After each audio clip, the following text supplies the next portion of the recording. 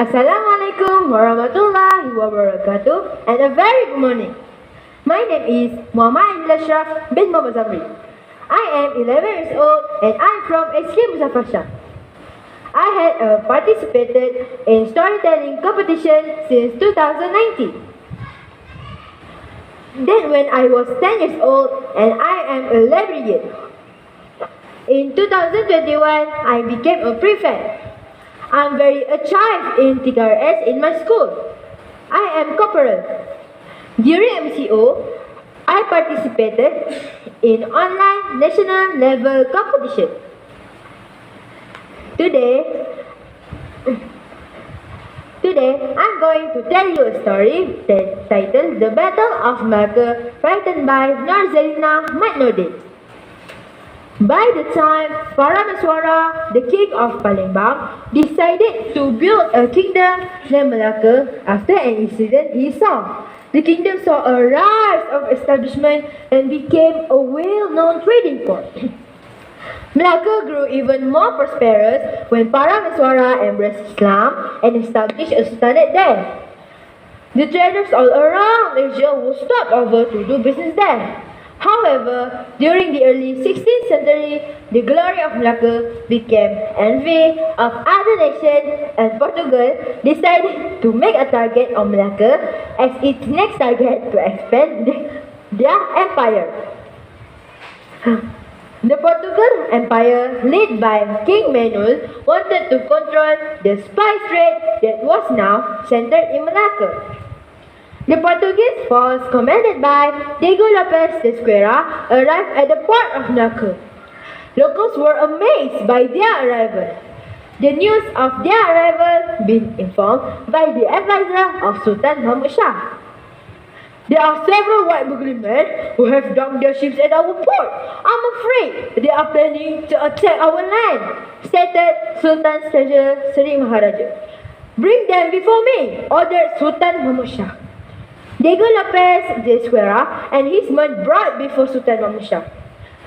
Diego Lopes sought permission to trade and build a fort in Malacca, but Sultan Mahmud Shah not allowed him to do so.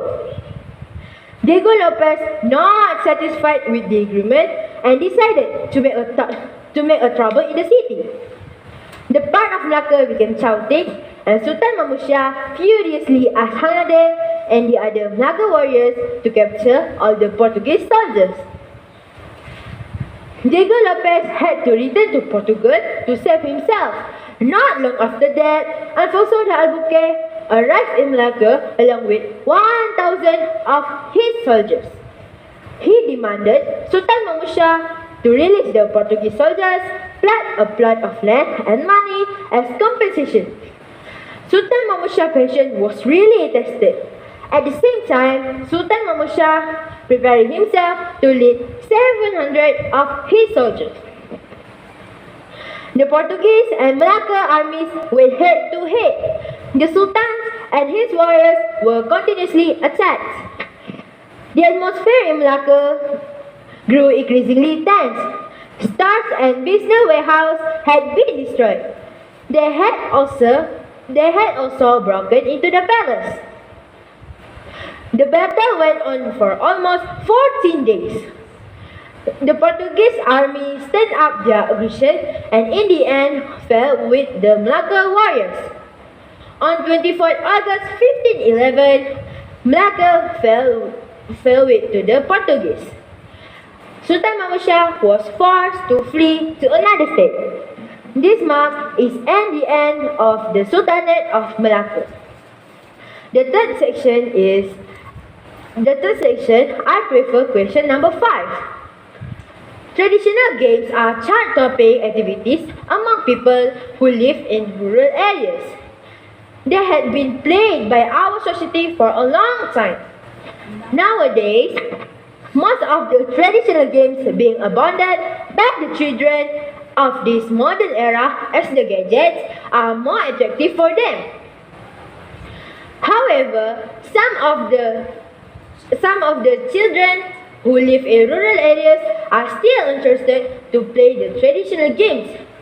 There is no doubt that playing traditional games has its own advantage to the players. The main advantage is it can enhance the players' thinking skills. We must use our brain's ability to play some of the traditional games, which include memorizing and using our own knowledge. Playing bottle caps is an example that helps the children to improve their thinking skills. The players must create the strategies to hit the bottle caps to the other bottle caps and balancing it in order to win the game. Playing these traditional games also can increase the players' knowledge. They will be exposed to the new things that they may not learn in class. Thus, these games can be the interesting hobby to the children. An example of the game that can increase one's knowledge is WoW game that are played by Malays since 100 years ago. The player can know more about WoW game such as the types of the kites listed as national traditional WoW, WoW Bulan, WoW Kucing, WoW Jalamudi, types of bamboo to make the WoW, and how to measure the kites. Tips won't be obtained from the elders, but the actual ability is gained through experience. Hence, most of the traditional games require dexterity and body movement such as swinging of the arms and jumping. It encourages the players to exercise and improve their eye-hand coordination. The benefit of these playing traditional games outweigh the benefit of today's technology.